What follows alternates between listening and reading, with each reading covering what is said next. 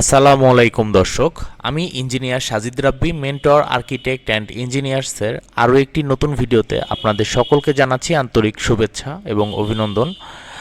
আজ আমি আপনাদের সামনে নিয়ে এসেছি ৩৫০০ স্কোয়ার ফিটের মধ্যে ৬ তলা একটি আবাসিক ভবনের সুন্দর একটি বাড়ির ডিজাইন। তো এই প্রজেক্টটি আসলে শরীয়তপুর জেলায় অবস্থিত। এটি আমাদের রিসেন্ট করা একটি প্রজেক্ট। তো আপনারা যদি দেখেন, এখানে আমাদের সামনে যে ছবিটা দেখা যাচ্ছে এটি হচ্ছে বিল্ডিংটার সাইডের যে ভিউটা। খুবই সুন্দর একটি বিল্ডিং হবে। যদি যখন এটি কমপ্লিট করা হবে, এটি দেখতে হুবহু এরকমটাই হবে। তো আপনারা এখানে দেখতে পাচ্ছেন যে ব্যালকনির যে গ্রিলটা, এটি সম্পূর্ণটা দিয়ে দেওয়া হয়েছে। এটা ক্লায়েন্টের চাহিদা ছিল এবং ছাদের উপরে দুইটা এক্সট্রা স্ল্যাব অ্যাড করেছি আমরা। এটা সম্পূর্ণটাই সৌন্দর্য বর্ধনের জন্য। যখন বাড়িটা ফুললি কমপ্লিট হয়ে যাবে তখন বাইরে থেকে দেখতে খুবই সুন্দর লাগবে। এবং এখানে দেখতে পাচ্ছেন আমরা গার্ডেনিংয়ের ব্যবস্থা করে দিয়েছি। অনেক জায়গায় আমরা দেখিয়ে দিয়েছি গার্ডেনিংয়ের জন্যে। তো বাড়িটা দেখতে খুবই চমৎকার একটি বাড়ি হবে যখন করা হবে। আর এটা যদি আমরা ছাদের উপরে চলে যাই, ছাদের উপরে থেকে যদি দেখেন, মানে পাখির চোখে যে দুটি এক্সট্রা স্ল্যাব যেটি দেখতে পাচ্ছেন, এবং পাশে সম্পূর্ণ সাইডে জুড়েই আমরা গার্ডেনিংয়ের ব্যবস্থা করে দিয়েছি, দেখিয়ে দিয়েছি গার্ডেনিংয়ের জন্যে। এবং বসারও একটা স্পেস দেখিয়ে দিয়েছি। এবং দেখতেই পাচ্ছেন এই ওভারঅল এই বিল্ডিংয়ের যে থ্রিডিটা, এটা খুবই সুন্দর একটি ডিজাইন হবে যখন কমপ্লিট হবে। পাখির চোখে দেখতে ঠিক এমনটাই লাগবে।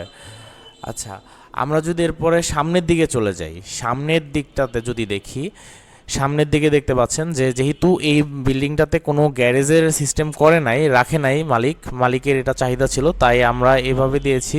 এখানে খুবই সুন্দর একটি গেট দেওয়া হয়েছে, গেটের ডিজাইন দিয়ে দেখিয়ে দেওয়া হয়েছে। এবং বাড়ির সামনের যে পোর্শনটা দুই সাইডে, এখানে আমরা গার্ডেনিংয়ের জন্য সুন্দর জায়গা দেখিয়ে দিয়েছি। এতে হবে কি, যে যখন বাসার সামনে গার্ডেনিং করা হবে তখন অটোমেটিক্যালি বিল্ডিংয়ের সৌন্দর্য বা বাড়িতে যারা থাকবে তাদের মন মানসিকতা অটোমেটিক্যালি ভালো হয়ে যাবে। আর আপনারা যদি দেখেন, এই যে সিঁড়ির যে পোর্শনটা, এই পাশটাতে আমরা থাই গ্লাস ইউজ করেছি। আর এই সাইডে আমাদের যে একটা ইটের যে সিরামিক ইটের যে ডিজাইনটা, এটা দেখিয়ে দেওয়া হয়েছে।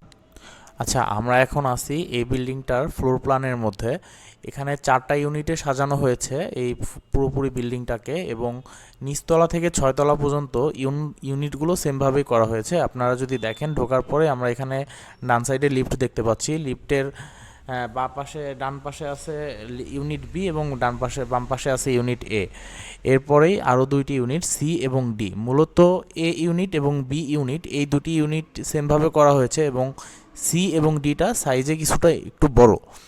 আপনারা যদি দেখেন, ইউনিট ডিতে বেডরুমের যে সাইজটা দেওয়া আছে মাস্টার বেডের, 13 ফিট বাই 12.5 ফিট, এবং এটার সাথে অ্যাটাচড টয়লেট আছে এবং অ্যাটাচড ব্যালকনি আছে।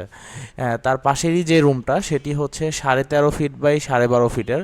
এটিও একটি বড় একটি বেডরুম। এরপরে যদি দেখেন, এখানে ড্রয়িং কাম ডাইনিংয়ের যে স্পেসটা দেওয়া আছে, এখানে আছে 18.5 ফিট বাই 14.5 ফিট, এবং তার পাশেই আছে কমন টয়লেট। এবং কমন টয়লেটের পাশেই 3 ফিটের একটি ছোট গলির মতো রাখা হয়েছে। এটার যেটা উপকার হবে সেটি হবে কি, এখানে যে জানালা থাকবে, জানালা দিয়ে পর্যাপ্ত আলো বাতাস সবসময় ড্রয়িং ডাইনিং স্পেসে ঢুকতে পারবে। যার ফলে হবে কি, বিল্ডিংটার বয়স যদি 60 বছর বয়স বা 70 যাই ধরি না কেন, ততদিন পর্যন্ত দিনের বেলাতে এই বিল্ডিংয়ে কোনো লাইট জ্বালানো লাগবে না, আলো বাতাসের কোনো ঘাটতি থাকবে না। এবং আমরা যদি ইউনিট এটা একটু দেখি, এরতে যে রুমগুলো দেওয়া আছে, 2টা রুম, সেই 2টা রুমের সাইজ আছে 11 ফিট বাই 13 ফিটে, 2টা রুমের সাইজই সেম। এবং ইউনিট বিতেও সেমভাবে দেওয়া আছে 11 ফিট বাই 13 ফিট করে। মানে ইউনিট এ এবং ইউনিট বিটা সেমভাবেই সাজানোর চেষ্টা করেছি। এবং ইউনিট এ এবং বিতে 2টা টয়লেট আছে, যার মধ্যে একটি হচ্ছে কমন টয়লেট। আর এখানেও একটি আমরা গ্যাপ রাখার চেষ্টা করেছি 6.5 ফিটের। তো এই হচ্ছে এই ভবনের বিস্তারিত।